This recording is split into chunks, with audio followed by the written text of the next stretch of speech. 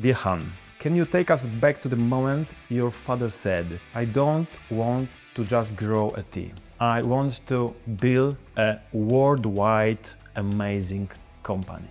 He managed to get the approval and he went across to London to learn this art of tea tasting.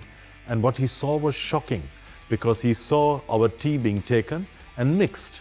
So you take fine Ceylon tea, you mix it with tea from other countries, not for a better taste, but for a better price. I'm really curious, what was the hardest lesson your father taught you as a son, not as a successor? He taught me, first of all, the value, secondly, commitment, and he taught me humility. You can't come to a business and say you're the boss's son and expect respect. You have to earn respect. And you can earn respect by knowing your job and contributing to the business.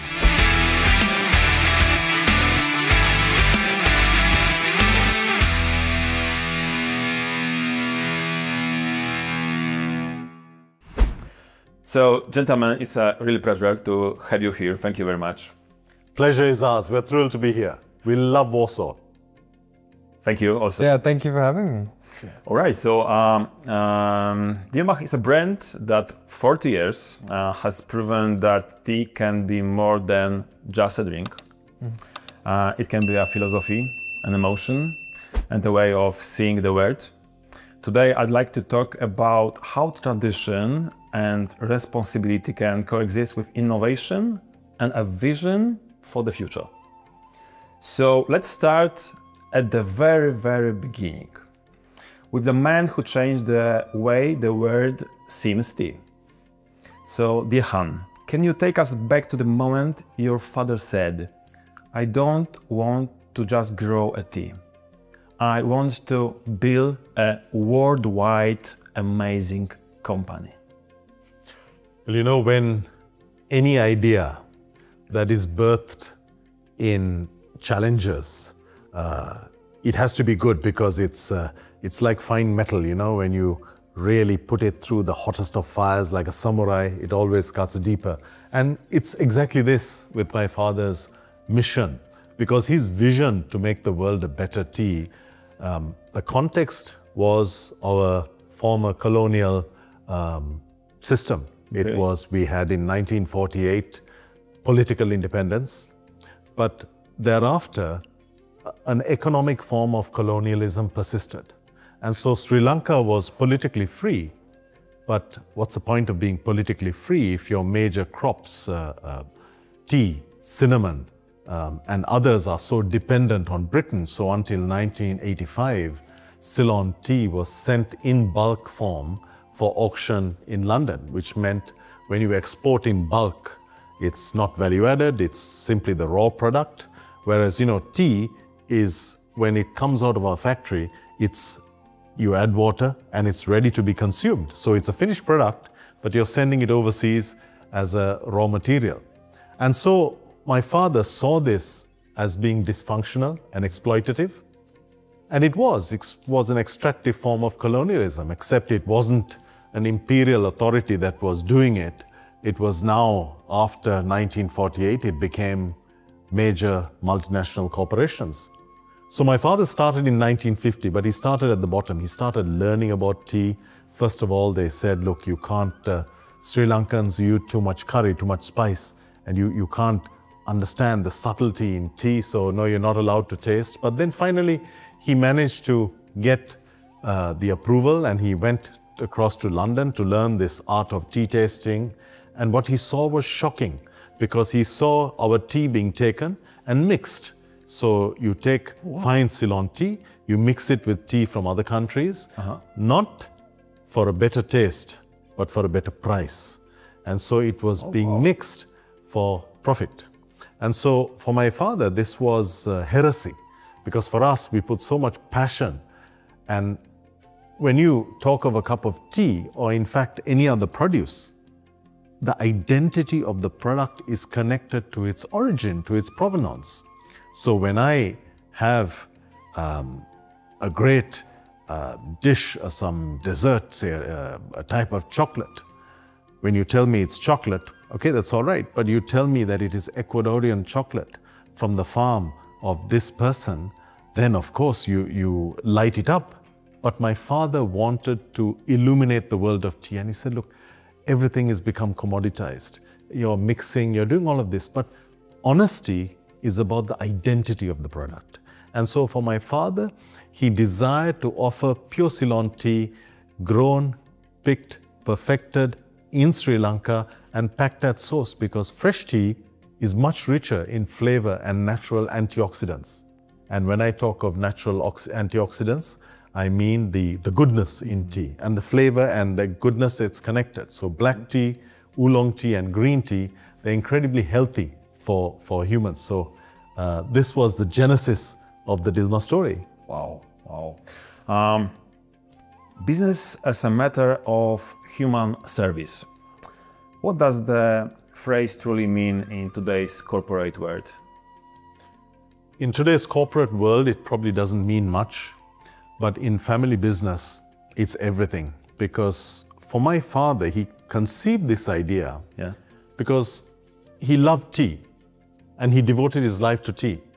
But then what he also acknowledged is that without purpose, life becomes meaningless. Okay. So what is the purpose? Is the purpose of business to acquire a lot of money, or is it to deliver impact? Now, the impact also has a very powerful logic, because how does a business exist without customers, without staff? You need the community to be able to run a business. But also, if you extend the argument a little bit, what makes us different as humans? It's kindness. Yes. It's kindness. We know, and you see somebody as an individual, somebody who needs help, you help. Yeah. And so my father couldn't afford to go to university, so he embedded this philosophy of kindness, which he inherited from my grandmother, who was a very kind person. And he embedded that into the business, because my father didn't see a difference between a corporate, between a business, a very small business, Dilmah was then, and the individuals, people. So it's people who make a business. So people are kind, a business should be kind. And then he connected it also to nature. We talk about kindness to people and nature. But tea has a very enduring connection to nature. Now this tea is a tea from the Nuwara region of Sri Lanka. It's 6,000 feet above sea level. It has lightness, it has a soft astringency, it has a herbal character, it's a little bit floral, a little bit citrusy. Why? Not because of the plant, it's one plant, Camellia sinensis. But it's because of nature, it's because of the temperature in Nuwara. It's because of the soils, the loamy, rich soils. It's because of the wind conditions. But then you take that same plant and you plant it down by the Indian Ocean, and you have intensity and strength, something completely different. So tea and nature have an enduring connection, and you need to repay the favor. You can't simply extract from nature and not do something back. So my father mandated, he made it obligatory, that a minimum 15% of our pre-tax earnings must be used for humanitarian, to build hospitals, schools, to help children. Wow. 15, 1 5. Wow. And to help children with Down syndrome, cerebral palsy, but also another 5%, a total 20% then, another 5% for nature, for climate adaptation. So we have a climate research station which helps small farmers to understand solutions, because we talk a lot about climate, we talk about extremes of climate, we talk about harmful effects of nature, but actually nature is not the problem, because nature has the solutions. You look at, well, on our estates, for example, we dig water holes to preserve water, but also to encourage the amphibian, the frogs population. They keep the root systems clean on our tea plants. And then at the same time, we use bats. We have bat caves on our tea plantations. We encourage biodiversity. Wow. And you know what the bats do? Well, they keep the branches free of fungus. Fungus is what destroyed, before tea, we had a great coffee industry, but it was destroyed by a rust fungus. And it was that fungus that these bats now, it's biological containment. The problems that we see today, we just need to understand a little bit more, do a little bit more research, and you'll realize that what problems we ascribe to nature, nature also gives us a lot of the solutions. Wow. really nice to hear that. I'm really curious. What was the hardest lesson your father taught you as a son, not as a successor? That's easy. My father, he came from a lower middle class home. He couldn't really afford to educate us. In Sri Lanka, we had a free education system, but at a certain point, we had a few political issues in Sri Lanka. So my father said, look, I have to send you somewhere. I want you to study and I want you to come back and build this dream that I have. So he sent my brother and I to England. Now, we understood that because he didn't have the money, it was really hard for him. It was really, really hard. But we understood that he saw the value in education. So I was in England for 10 years. And when I came back, when I presented him my certificate from the London School of Economics, I was in Stonyhurst College and then in the London School of Economics, I was shocked because he took it and he said, okay, now put it away. You don't need this again, but I will now teach you the real thing about life. And he sent me immediately down to the factory with the same salary as an ordinary worker. Oh, wow. Because what he did then, of course it was a shock, but today I say it's my greatest strength because he taught me, first of all, the value, secondly, commitment, and he taught me humility. You can't come to a business and say you're the boss's son and expect respect. You have to earn respect. And you can earn respect by knowing your job and contributing to the business. So this is why he told me for 6 months, now you pack tea. And I was shocked because I have a degree from the London School of Economics. I have been in England for 10 years and my friends from school, they're in Ernst & Young, they have gone to KPMG, they got good jobs. I'm really curious, after 10 years studying in London, you were like, you were sure that you will come back? Or you were a little bit doubt about it? Always, because of the point that you raised earlier. And in fact, it's the same for my son. Because, you know, when you have a business that delivers impact, it's not just about making money. Then of course you want to come. And I look around me and I see many of our friends, great family businesses, 4th, 5th, 6th generation. And now the children say, look, we're not interested. We don't want to join the business.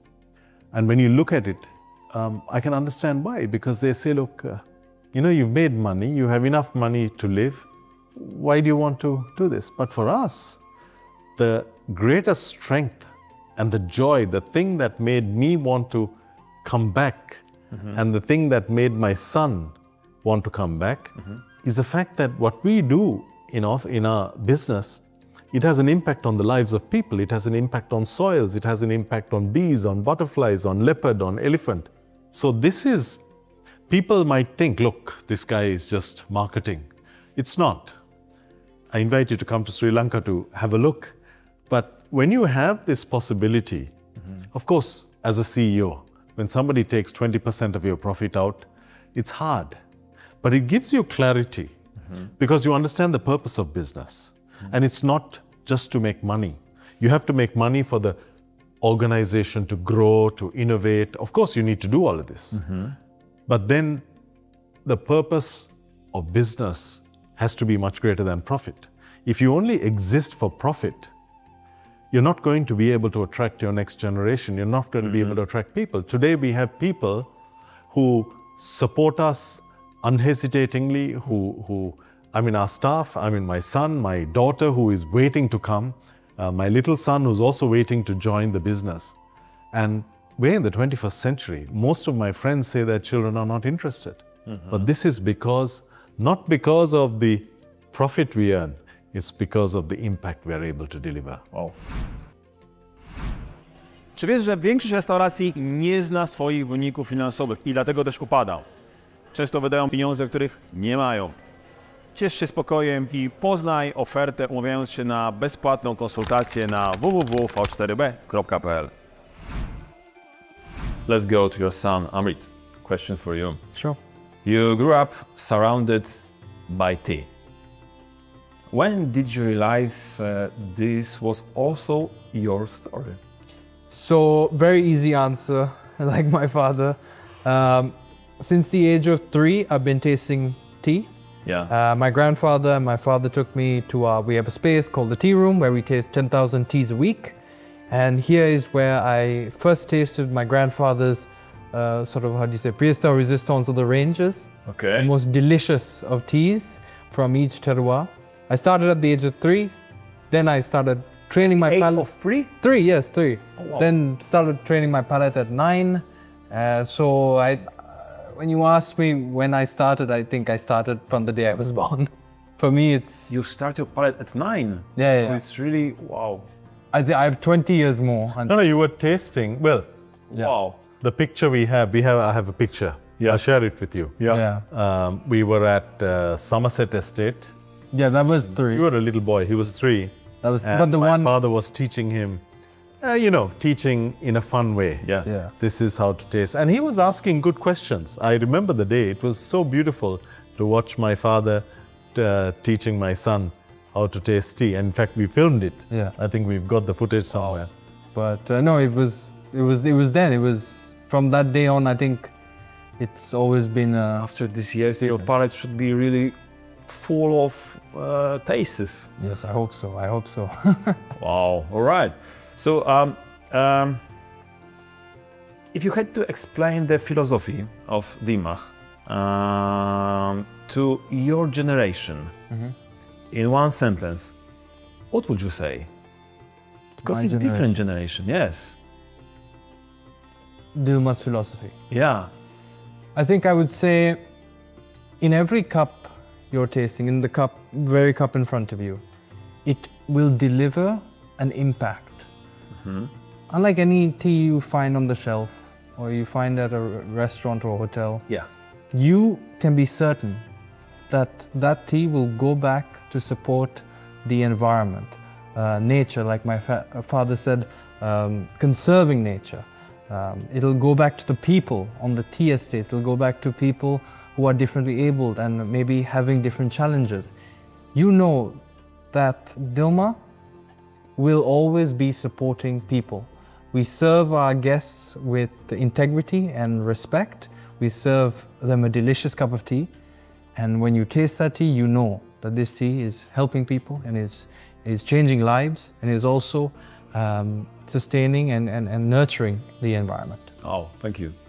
For many people, the tea is like a daily routine. For you, it's like an art and science combined together. What does the journey from leaf to cup look like today? It's a beautiful journey, and what it looks like today is unchanged from what it looked like when Emperor Shen Nung first discovered tea. That time, back then, he discovered it as a medicine. That was 5,000 years ago. But the principle is the same. Of course, there are 2 types. One is an industrial type of tea production. Yeah. We don't talk about this because we don't accept it. Unfortunately, a lot of Poland, you have this, you call it CTC, the granular tea that you Yes. know of for many years. But for us, for the traditional tea, it's hand picking because it's only the human eye. Still handpicking. Absolutely. Yeah. It's only the human eye that can see the color, the shape, to know that this is a tender leaf. Wow. And that this is an older leaf which is not so good. The older leaf is more bitter, darker, and so on. So the human eye can see the color and say this is a young leaf, it's about 2 weeks old, the 2 leaves and bud. And computerized, automated, mechanized, you can't do that because then you capture weeds, you capture insects, you capture bad leaf and good leaf and wood and all of the rubbish. And so you handpick and then you wither. Withering means you send hot air through the leaf, you bring the moisture level down to around 42%, and you prepare for the next stage, which is called rolling. Rolling is what Emperor Shen Nung's physicians did. They picked the first leaves and they rolled like this to break the walls within the tea leaf, the cell walls, to be able to have the juices inside the leaf interacting. It's called the cell sap. And then at a certain point, you make sure that heat hasn't built up. It's called roll breaking. And then you oxidize the tea. You put it on large beds with porcelain, and the tea maker will nose the tea, and from the color and from the aroma will say, it's ready. Then we put it into what we call a dryer, a large fluid bed dryer. And we bring the moisture level down to 2% through heat. And it's ready. And it's tea, and it's ready to be made into the cup that you see before you. So it's a beautiful, natural process. No additives, not a lot of technology. But what it requires is an understanding of the rhythm of nature. So withering, for example, to bring the moisture level down from 70–80% down to 42%, it's done using hot air, sometimes 12 hours, 13 hours. Where the respect part comes in, and my son talked about respect correctly, where the respect comes in is that you can also do it with microwave in 30 seconds with much cheaper cost. And some people do.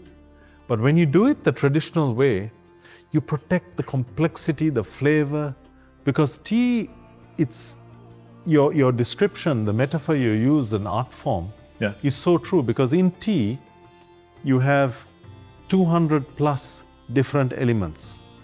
It's like an orchestra. When the wind comes, the nature, which is essentially the tea maker, says, first violin, you have the light, bright notes. When you have heat and humidity, nature says clarinet, double bass, intense, strong notes. And really, that's as clear an example I can give you of the complexity in tea. But for that, you have to discard what most people think about tea. It's not about the 50% off. It's, for us, people ask me often, customers in other countries tell me, look, I need 50% off, I need 60% off, I need a cheaper price. And we ask them, what should we discount? Should we discount the soils? Should we discount the tradition? Should we discount the lives of people? No. As tea growers, our responsibility begins with the soil. It continues through the livelihoods, the biodiversity, the birds. I explained to you about how bats help us. Biological containment is so important. We have beekeeping. We train our workers and their families when they retire. We give them opportunities to produce honey to earn money, because bees are so important as pollinators. And so there is all of this, but you have to take care of the ecosystem. You can't say that I'm only growing tea and I only want to extract tea leaves because I only want to make money. You have to look after the ecosystem. The ecosystem includes the soil, includes the livelihoods, includes all of these factors. The retired workers, for example, what do you do with them? You don't tell them, look, hey, thank you, you worked all your life for me, now goodbye. I'll see you in the next life. No, it doesn't work like that. And I think this is why, because my son talked about what's in the cup. My father used to call it a cup of kindness. And actually that's our objective. That's my last question. Well, jump the gun. we want people to understand, because when you sip this, when you sip anything, when you eat anything, you must, to talk about quality, you can't talk about quality in one dimension only. That's taste. But quality is not only taste. Quality is how you treat your workers. Quality is how you treat nature. And so if we can give that assurance, we're a family business. Integrity matters to us. And when you are a family business, you think in generations. So for us to look after the soil, yes, we do, because we know that the decisions we take today will have impact on people who are not born today. They are still centuries away, maybe. But how we treat the soil, do we use biochar? Do we use agroforestry? Do we regenerate the soil? What do we do? All of these things are going to have an impact after our lifetime. So we have no authority, or we don't have a right to exploit and extract, we have to put back what we take out. It's a very simple, logical argument. I know it's not considered mainstream in business, but it must be. The world needs this perspective. You both are traveling a lot of through the world. You see that the world is obsessed with the speed. Do you think there's still a place for a slow tea? When you take a cup of tea into your hand, you can't drink it at speed. Tea and coffee coexist. Coffee is the speedy one. Yeah. But tea is the one that you sit back, you relax, you put your arm around your son, and you have a chat. You need to, because when you have cups of tea in front of people, it demands friendship. It demands that you need to sit and talk about beautiful things. Tea. More than just tasting, I think also the art of brewing and preparing tea as well is also now, it's becoming more ceremonial, more experiential, and also, yes, just to relax and appreciate the moment. What about the innovation in tea? How do you call it? It's more like a new taste? Or maybe it's like a new mindset? No, we have a very aggressive innovation program. Innovation is delivering tea with respect to nature and all of the things that we talked about, but delivering it in new ways. So for example, we have a tea gastronomy program. And in fact, in Warsaw, we'll be presenting our perspective on the future of tea. Okay. And so this involves working with chefs, trying to see. So this Norelia tea, for example, goes beautifully with salads. Not a Greek salad, because the feta, I would use a oolong tea for that, because it'll bring out the richness of the cheese. All right. But this would go with a more citrusy salad with green apple and so on. There's another tea that would work elegantly to elevate chocolate. There's a tea that would bring out the texture and the flavor in medium rare meat. And so there's a tea that will elevate food in a very different way in every sense. And so the innovation should be focused on respecting nature, but delivering tea in different ways. So we have iced tea, for example. Now the iced tea that we produce has real tea and has a good amount of real tea. Of course, it's cheaper and it's easier to use a bit of flavor and just to put a tiny bit of tea. But for us as tea growers, the perspective is different. So I think the point about innovation is there has to be innovation because the customer is changing. Today we are dealing with people who 10 years ago were little children. Yeah. But also the definition of value changes. So 10 years ago, value was price. Today, value is nature. What do you do for climate change? What are you doing for women? What are you doing? Whatever the cause. And so I love that. And I think it is this generation, Gen Z, that's going to save the world because they are fantastic in demanding that businesses are accountable. And businesses must be accountable because if you innovate by discarding tradition, discarding quality, disrespecting the consumer, I can give you innovation, I can give you any flavor you want in a cup by putting a cheap tea and a lot of flavor. But would that be innovation? No, if you taste our flavors, we have a very popular flavor here, it's mango and strawberry. We took almost 8 months to balance it. Why? Because we had to find the right mango, we had to find the right strawberry, and we had to balance it with the right tea because you want mango and strawberry tea. You don't want mango and strawberry flavored water. So we use one of the highest qualities of tea in our flavored tea, whereas you don't have to. But the point is about honesty, integrity, and the perspective of a grower. So innovation with respect to tradition you can never forget your foundation. So when you innovate, the innovation must be genuine. Nice, wow. Okay, Amrit, let's go for you. What surprises your friends the most when they try for the first time the real Ceylon tea? My friends. Yes, for the first time, the real Ceylon tea. All right. I think what surprises them, actually very recently, Yeah. I do like these, after watching my father, I do these mini master classes for my friends. Yeah. So we have these special single estate teas. And they taste one and they're like, oh wow, beautiful floral, lychee notes. Okay, all natural. And then they taste the other one and it's earthy and malty and has boldness and character. And they ask me, oh wow, so what's the flavor here? What's the flavor here? I say, it's no flavor. It's nature's fingerprint. It is what nature has crafted and created, terroir. And it is the same tea leaf from just different elevations. And that is the beauty of tea. How elevation, how environment, how soil, how the climate impacts and creates delicious, beautiful teas. I think that is what has surprised them the most.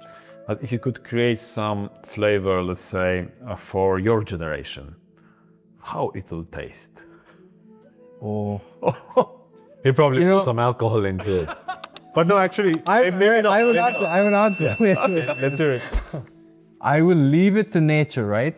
So we last year,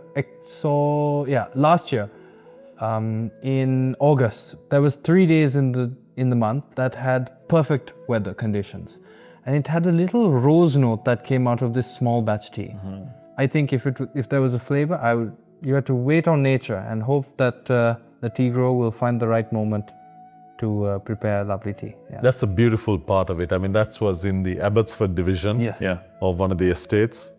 And this kind of uniqueness we have, sometimes you have, this time it was rose, Yeah. sometimes you have a floral note, sometimes Cardamom. you have intense, you have different spice notes and so on. And it's all because nature. I mean, once I remember on Dunkeld Estate, the temperature came down to 12 degrees for 3 or 4 days. And the next 2 weeks later, when we picked the leaf and we produced it, we had this beautiful floral character. It was spectacular, and we called it our Dunkeld Winter Peco. Spectacular. But of course, only about 12 kilos made, so very rare. But the point is, this new generation appreciates this because that's a story of provenance. It's a story that is real. Okay. How does your generation define the responsibility in the world that they expect instant results, like on Instagram, let's say, there is next. It's really difficult, I think. I think responsibility is in the everyday actions. So now you have the back label reader, so to speak, where you have in the shop, people want to know, where is this from? Where is this sourced from? Has it created an impact? Is it the material recyclable? All these things. I think people are more conscious and aware.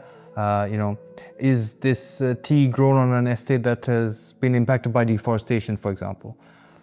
I think people need to know exactly where their product is coming from and who is behind it. Because now, there are so many big brands and big companies, and you don't know where it all comes from. It comes from so many groups, so many different people.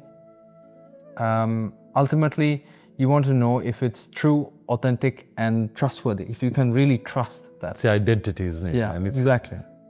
in this world of AI, Yes. I think the more and more we have technology and AI intruding in our lives, the more it highlights the importance of the human touch. Absolutely. And I think that's quite simply I think what- that we're hungry for that. yeah. Yeah. And that's what we focus on, because this can't be made automatically, not of this quality in any case, certainly not this cheap. So the more the world goes in this direction, of course you need it. I mean, for repetitive things, you need technology, but that artisanship, it's that, and more it's that becomes luxury. Because if you look at the evolution of the term, many years ago, luxury was driving around in a very expensive car and wearing the best brands and making everybody know. But today, in most countries, you would be quite embarrassed to do that. You probably wouldn't do it. And that's because there is such a change in people that people understand what is true, are beginning to understand what is truly important. So the only significant or the major challenge we have today is how we get past this discount culture, because people are yet sensitized. They walk into a store environment and you have 50% off, in some countries 60% off, and they become very sensitized and they go in that direction. But I think more and more this younger generation is teaching the world it's not about the short-term pleasure of spending a little less and getting a deal. It's actually much more about the long-term wellness. It's about purity of nature. It's about what we put into our bodies, and all of this combination of things that contribute to health and wellness. It's a mutual respect between grower and consumer, I think. Yeah. It's that connection. Yeah. So let's go back to the beautiful phrase, as you said, the cup of kindness. How do you want to turn it into action globally? Well, my father's philosophy was a family business with family values and genuinely and sincerely delivering impact. Right now we have 300 people in the field who are constantly working with they are the team in our foundation and Dilmah Conservation, and they're constantly working using the earnings that Polish consumers and other consumers around the world produce for us, using it to deliver social and environmental impact. So in terms of globally, well, we have taken on major causes, childhood cancer as an example, eradication of cervical cancer amongst women, supporting Down syndrome, cerebral palsy children, and where global warming and climate adaptation are concerned, we work with universities around the world to try to understand what is the best practice in adaptation and how we can share those best practice, how we can demonstrate it and share it with farmers who are losing their livelihoods. So quite simply, we have to do our part. And this is what we want to do, because as a family business, you don't want to be defined by the amount of money you earn. You want to be defined by the impact you have. Otherwise, what's the point of a family business? And also, my father, at the age of 93, when he passed away, he could look back and say, I've achieved something in my life. He has touched the lives of in excess of 3 million less fortunate people, children with ADHD, Down syndrome. When he passed away, we had almost 10,000 people who came, many who we didn't know. He had touched them. He said, look, people were coming and telling, at the funeral, we have a tradition in Sri Lanka that, of course, we shake everybody's hand and they all come to the parlor and so on. People came and said, look, he educated me. I benefited from the scholarships. So many small stories that we just didn't know. We didn't know any of this. So the point is, I think that's it. At the end of your life, where do you want to be? Do you want to say, I'm the richest man in the cemetery? Or are you going to say, I did something, I made somebody's life better? Okay. Wow. Let's go to Poland. Now it's time for Poland. Poland has been drinking your tea for over 30 years. 30 years, it's a lot. Absolutely. As you said, you started in London. It was like 40 years ago. So it's almost 1990, I first came here. 1990, you came here, but first was London, yeah? I was in London, yes, for 10 years. All right. 89, I finished in the UK, and I came here in 1990. Okay, so let's go to Poland. What does Poland mean to Dilmah? Compared to the other markets, let's say in the world, in the Europe. The relationship we have here in Poland, for us, it's about people first. The relationship we have here is 3 generations long. Our current partner, the CEO of Gourmet Foods Limited, his grandfather was my father's good friend. Oh, wow. And I can remember Sri Lanka was heavily socialist, and we had nothing much when I was a child. It was a difficult time. But Piotr Witomski's grandfather was in Sri Lanka. He was chargé d'affaires for the Polish mission. And I would go to his home every week. And then when I came here in 1990 with my father, he said, my son will translate for you. And Okay. Thomas was translating. We met lots of business people.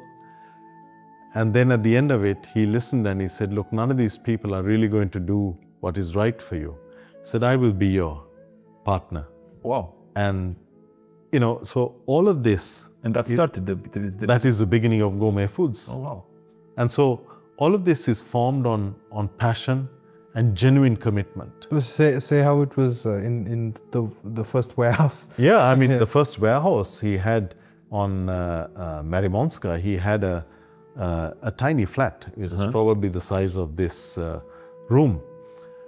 And there was where he stored our first stock, right up to the ceiling, carrying carton by carton up. It's so, you know, it's, and I mean, I'll never forget this, you have this FSO, the Fiat 126 that you made here. Yeah. So Thomas's wife, Yulita, would drive in this FSO. We would pack it so full.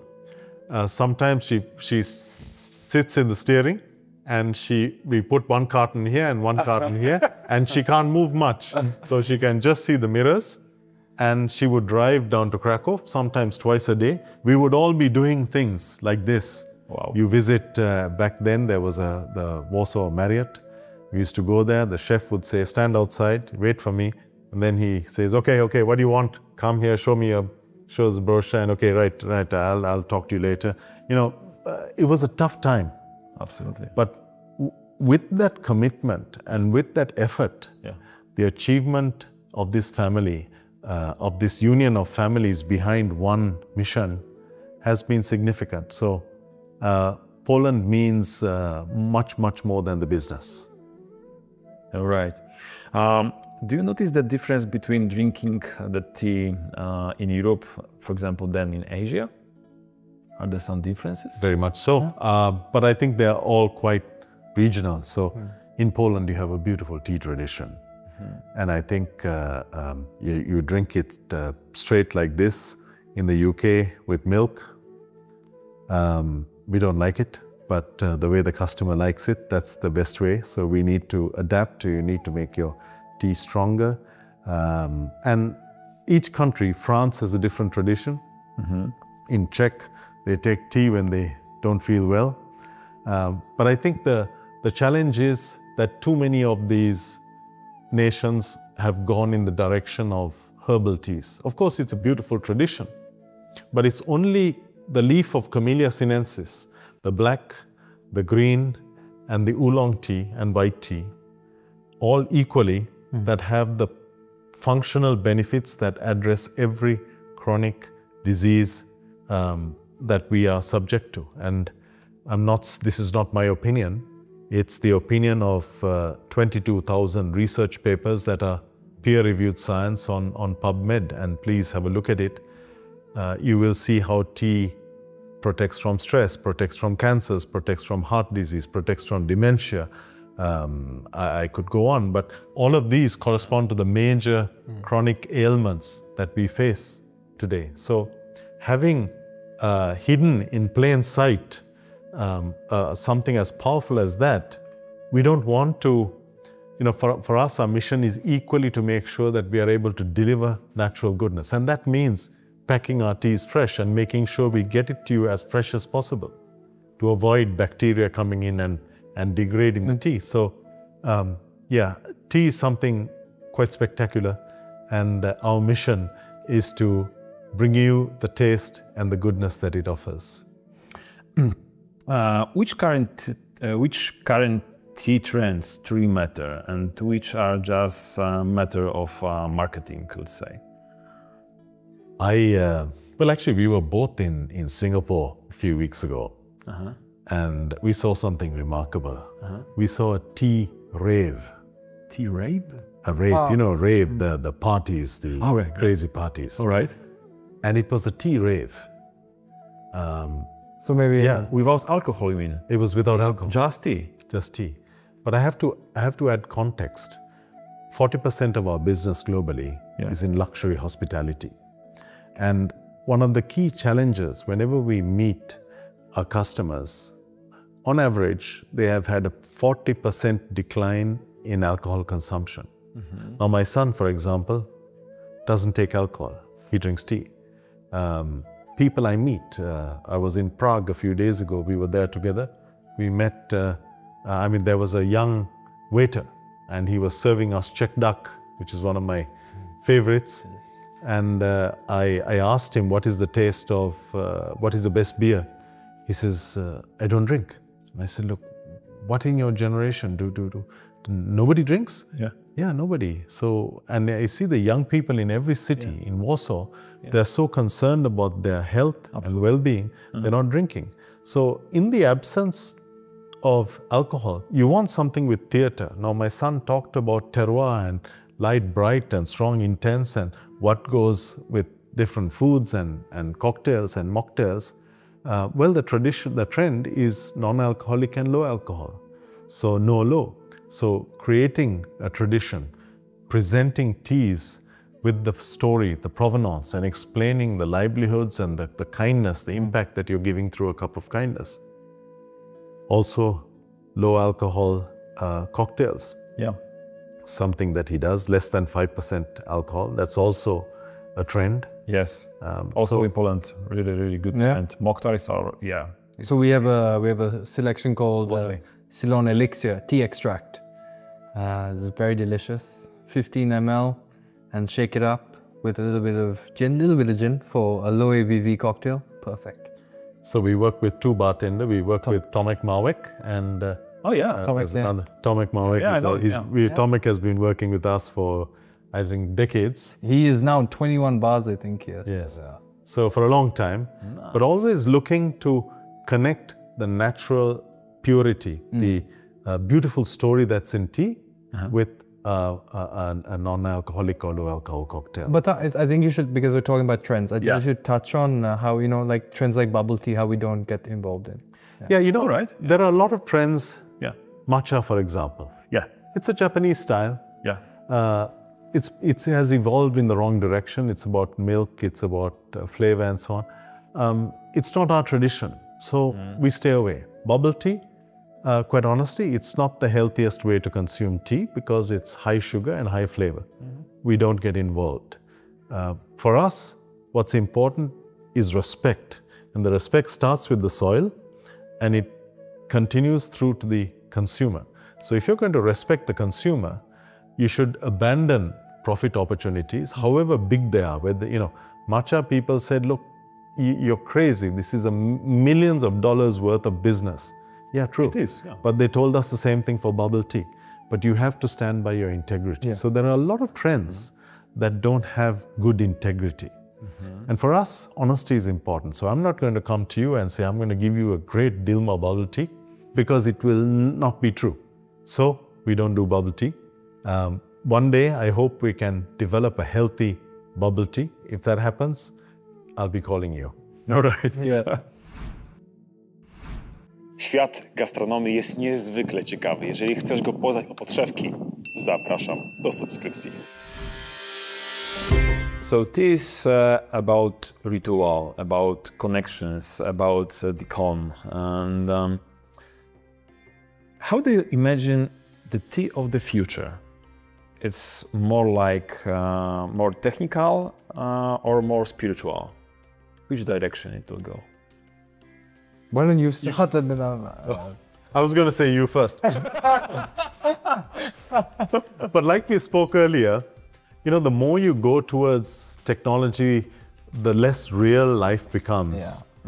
The more you need something that delivers authenticity, that is honest, that is natural, and that is pure.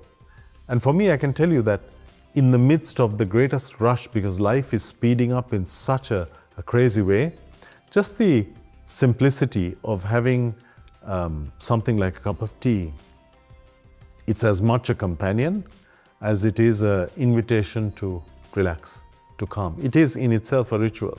Okay. But like my son mentioned earlier, I have a ritual. Whenever the stress hits the peak, within about 3 feet of my desk, I have an air pot with water, and I have a selection of teas, my mug and my tetiya. And I go and make tea.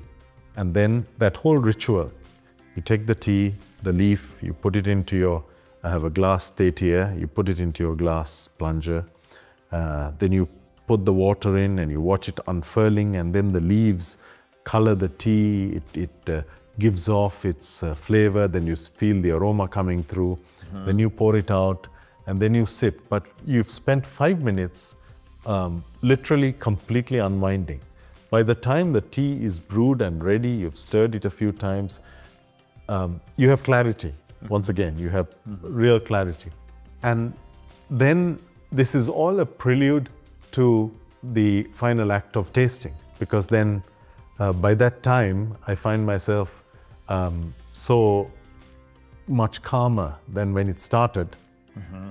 To me, I believe that people are going to revert to the simplicity of a really pure, natural experience. And I think experience and memorable experiences are what people will go for. And it's sitting and taking tea with you. It's a memorable experience. If we were to be in some place having a fast, a quick drink, maybe it might not be quite so memorable. But for us, this is our perspective. What about the biggest challenges that you are facing now, running the family business for more than 4 decades? To stay true to quality is the toughest, because the pressure to compromise is relentless. Constantly. Reduce your price and I'll give you this big business. But you know, for us, our stability and our strength is in doing the right thing because it is the right thing, as my father taught me, not because it is convenient or profitable. So, and also you have to remember that for us, as a CEO, I can't take a short-term decision that would endanger our purpose. Because every day we wake up, we have 8,000 children that come into our schools every day. We have differently abled people, we have youth, all of these people depend on what we do. We have hospitals, we have schools, we have scholarships, and they need us. So we need to take a long-term perspective. Today, the fear is you open the newspaper and you react. But you should never take short-term decisions, because what you need for resilience is a long-term perspective. And that's what we do. As a family business, we have that clarity of purpose and thought. If you could pass one sentence from your father to his grandchildren, what would it be? The reason you make money is to give it away to someone who needs it more than you. This is something my father always taught me, and it is important for 2 reasons. 1, it's true. 2, it gives you clarity and humility. In a business, you have CEOs who think that they have fallen from heaven. But what you must realize is that success is a blessing. And your obligation is to serve, not to be served. And so my father, by telling me, my brother, my son, this, gave us a really powerful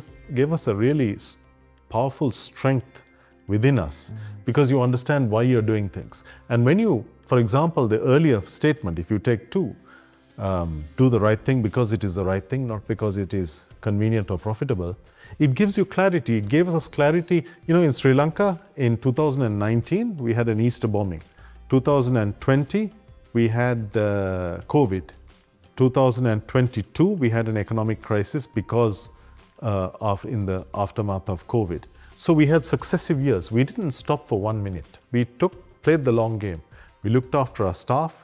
What did Sia say when COVID first struck? Yeah, at the beginning of COVID, he told me, he was not coming because of COVID. We had to be careful with him. Yeah. I told him, look, we're about to start with the most challenging situation we have ever had. He just said, look after my people. That was it. He said, the rest is immaterial. It gives you clarity because you have to do the right thing. You can't compromise. So today, unfortunately, I saw so many businesses that got afraid. You know, CEOs who suddenly froze. You wake up one morning and you see that there's in our case, 45% tariff. What do? Do you freeze? Or do you take it easy, reassure your staff, don't worry, nothing's going to change, we keep going, we'll find a solution. What do you do? So we played the long game. And I believe that those are the two most important things I've ever learned. And it is my father's demonstration of the fact that the money you earn is, the real purpose of that is to help others. That's possibly the most powerful thing that I've ever learned. All right, thank you. Amrit, what inspires you the most working with your father, and what's the hardest part of it? Come on, son. Hardest part. Yeah. Let me start with the most inspiring. Yeah. It's everything we've been talking about. I know that whatever I do and what I'm learning and what I'm mastering is ultimately to deliver more impact to the world and to the people who truly deserve it. As my father said, we're here to serve, and I'm just preparing myself to serve better. What's the hardest thing? I think the hardest thing is like right now. Every word I say to you, I'm so nervous about what he thinks. You know, I'm double checking in my head, am I saying the right thing? I think it's just, you know, the challenge to do better, right? Yeah. Because there's the shoes to fill are already so big by my grandfather, and I see they're getting bigger already watching my father. So I think it's just, you know, to keep what is Dilmah in 30 years? That is my biggest challenge, or, you know, also opportunity. I take everything with optimism. I see, you know, great future, more impact for the family business. Nice. Okay, last question for each of you. What does the perfect cup of tea look like to each of you? The perfect cup of tea. You know, the definition changes according to the weather, according to your mood, according to what you're eating. So for me, this cup of Nuarelia Peko, it's the perfect cup of tea for this moment. Because it's cold outside, it's become dark. We are here in a conversation. It's a gentle tea. It has a beautiful personality and a lovely bloom. And it fits the moment perfectly. But if right now on the table was a chocolate gâteau, it may not fit because it would be imbalanced. And equally, if we were in a business discussion, it also would not fit. And so I believe that there is, you cannot generalize. There is no favorite in tea. It must be for every mood and every occasion. I share the same perspective, but because he didn't give an example, we can also put it in a cocktail. I just have to let you know. All right. Thank you very much for your time. It was really nice to have you here. It's been a real privilege talking to you. Great. Thank you, Pavel. Thank you very much for the flavor you put inside this talk. Thank you. Thank you.